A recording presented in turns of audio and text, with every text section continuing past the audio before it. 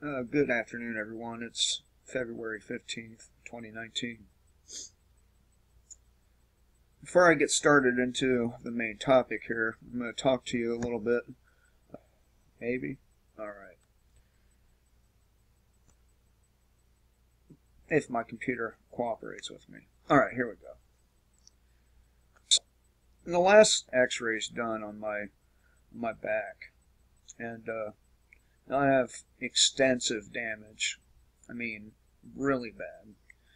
In fact, it's so bad that it's a mountain. That's what I was told.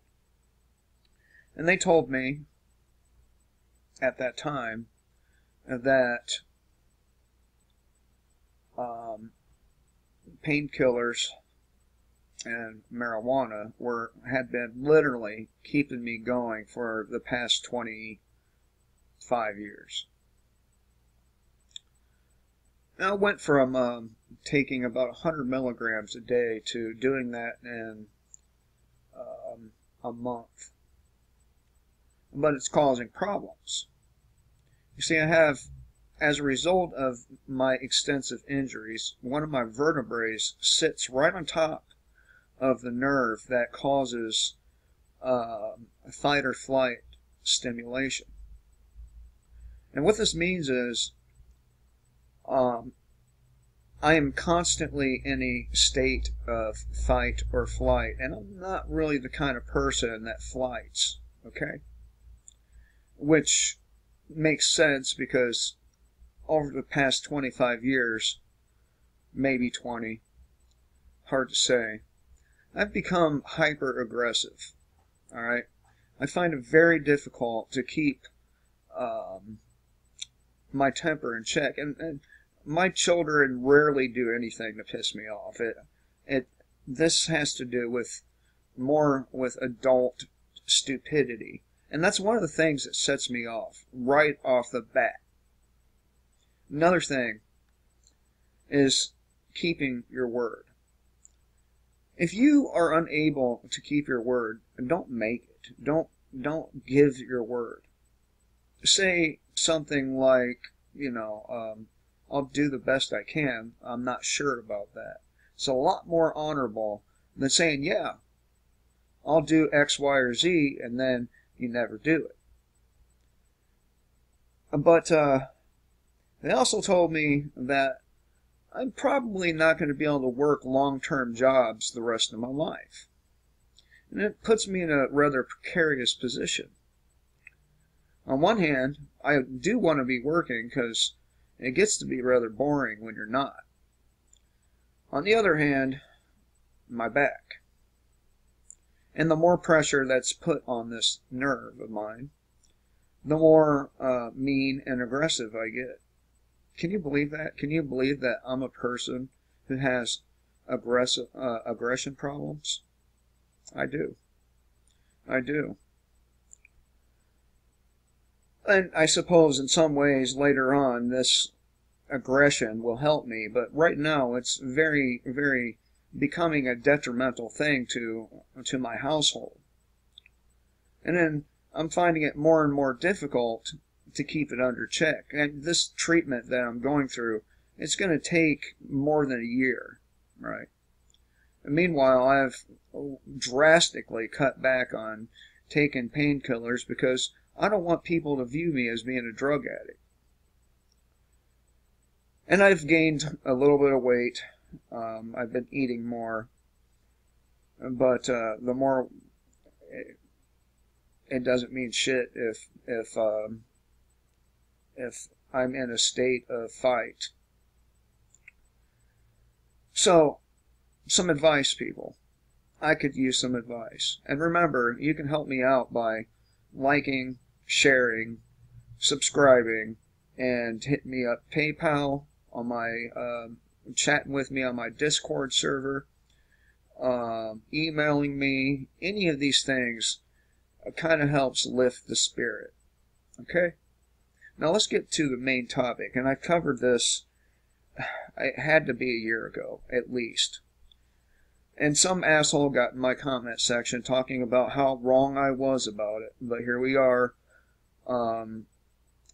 this much time later, and check it out. Can a zombie deer disease kill humans? Research suggests it already has. This comes from Dagny Taggart of the Organic Prepper. And again, I talked about this disease, and it's called chronic wasting disease, or CDW. An infectious disease expert has warned that a deadly disease found in deer could infect humans in the near future. Often referred to as zombie deer disease because of the symptoms, chronic wasting disease has been reported in at least 24 states in the continental U.S. and in 2 provinces in Canada as of January 2019. But is this warning too late? Because there is an extremely similar disease that has already killed quite a few people. And before we go further into this, some of you are already thinking that the government is trying to scare us. Others will say that the government is trying to cover it up. But rationality, neither of these are true. It took a lot of digging to find the information and piece it together. However, all of the information is readily available on the CDC website. Minnesota. Excuse me, I'm still getting over the fucking cough. I mean, I don't feel bad, but I have that little scratchy feeling in my throat and a little bit in my chest. It makes me cough for some reason. Minnesota has issued a warning. Michael Osterholm, director of the Center for Infectious Disease Research and Policy at the University of Minnesota, recently told lawmakers that CWD should be treated as a public health issue.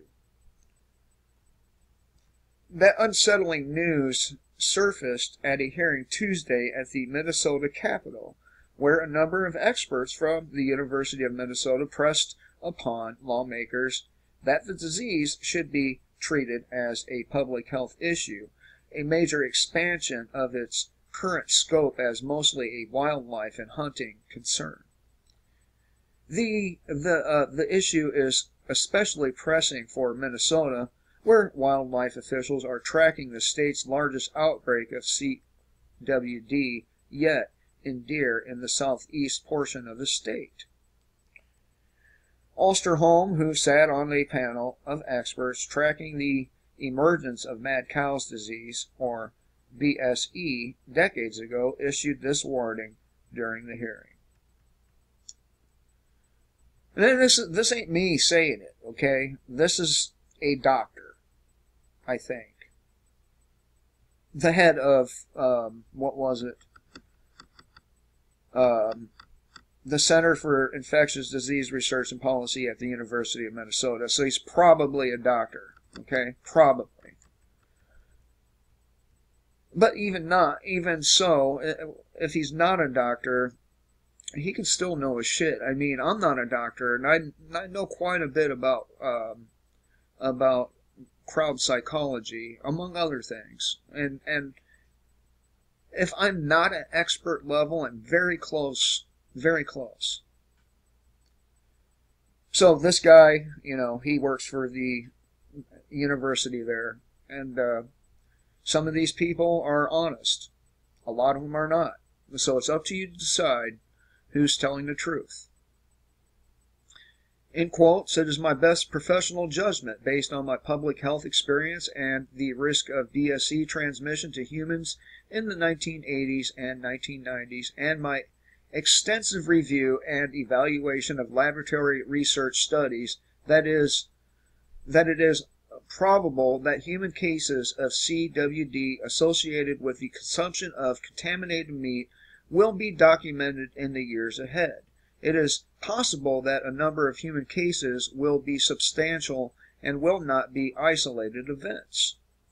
Now, this could be a way to get people from hunting. It could be. But if you still want to hunt, I do believe you can have the meat tested. While he is aware of the skeptics, or that skeptics will accuse him of fear-mongering, Oscar Holmes said if Stephen King could write an infectious disease novel, he would write it about prions like this. Yeah. I got chilled down my spine. There is a very similar disease that has already killed people. He noted that for years, many public health and beef industry experts did not believe a similar disease, bovine spongiform, and I can't pronounce that shit, but we'll call it BSE, or mad cow disease, could infect people. In 1996, researchers found strong evidence that BSE can infect humans as a variant known as Creutzfeldt-Jakob disease, or VCJD.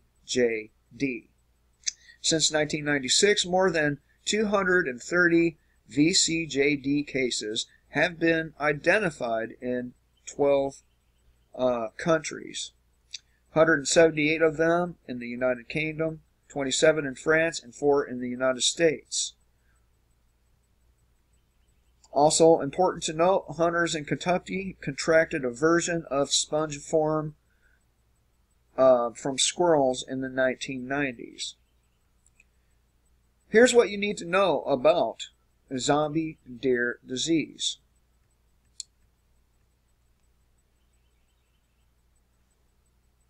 Look, we're going to have to think about probability here. Alright, what is the probability that you're going to stumble across an animal with this disease as a hunter? In the United States, it seems like the probability is very, very low.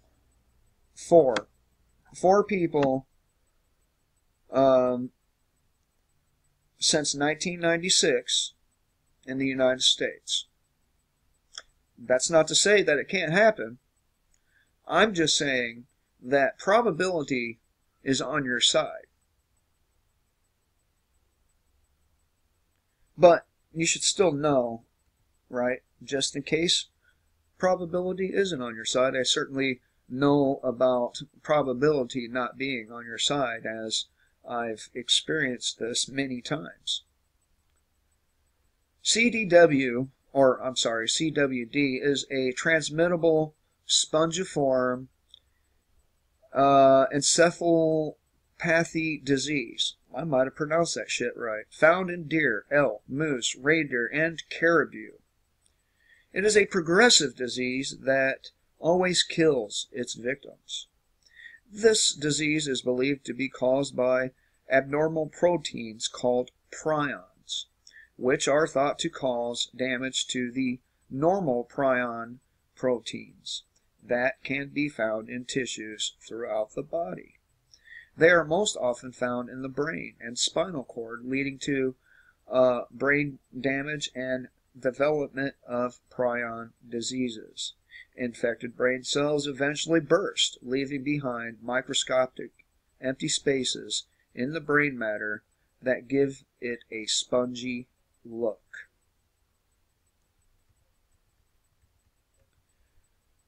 Prions are misfolded proteins that are somehow infectious. We're still not really sure how or why, and for which we have no treatments or cures. If you were to watch one or catch one, you'd basically deteriorate over the course of several months, possibly losing the ability to speak or move, and eventually you would die.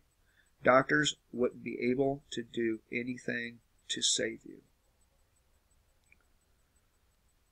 The disease is believed to be spread through saliva, urine, or fecal matter from live deer, or through contact with high-risk parts such as the backbone, eyes, spleen of harvested deer. The disease can spread through the natural movement of deer, but it spreads farther and quicker when humans move the deer. Symptoms develop slowly, sometimes taking years to appear, and include stumbling, lack of coordination, drooling, lack of fear of people, and aggression. So far, CWD has been reported in 24 states, and the number of cases is increasing. So, I think you're probably safe to hunt down here in the south, but it looks like this area of the country is the worst affected with it. The center.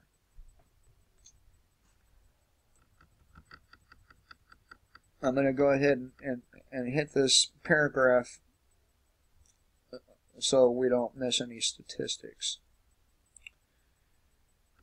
So far, CWD has been reported in 24 states, and the number of cases is increasing.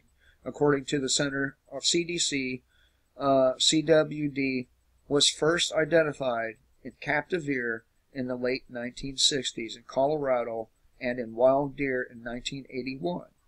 By the 1990s, it had been reported in surrounded areas in northern Colorado and southern Wyoming since 2000.